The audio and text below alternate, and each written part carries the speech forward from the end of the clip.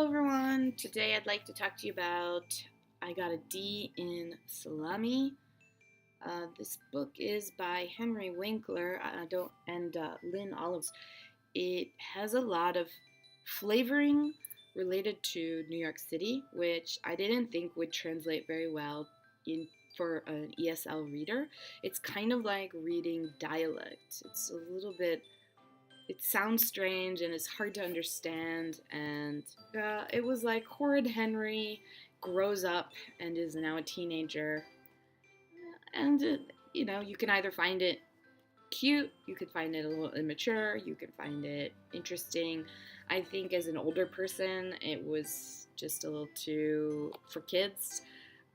Some things that are for kids translate to adults and some things just don't. Let me just give you a little flavor of the writing. Chapter 1.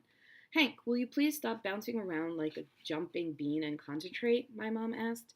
This is what I do when I concentrate, I answered. I was hopping over to a sock that was lying on the floor of my room. When I reached the sock, I picked it up with my toes. That's a trick I learned from my best friend, Ashley Wong. Ashley can pick up almost anything with her toes, including marbles. She can also tie a cherry stem into a knot using only her tongue.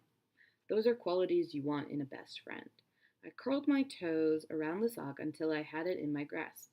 Then I swung my leg around to the side so it was sticking straight out from my body. That's a trick I learned from my other best friend, Frankie Townsend. His mom is a yoga teacher, and she taught him how to twist his legs around like a pretzel. Frankie has gotten so good at it that he can bring his big toe all the way up to his nose, which is also an excellent way to see if your feet smell. I never thought about this before, but my friends and I all have very talented toes.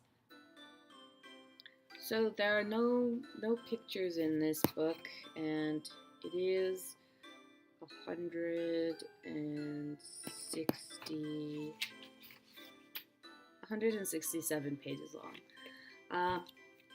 The writing, as you could hear, the writing is not that difficult.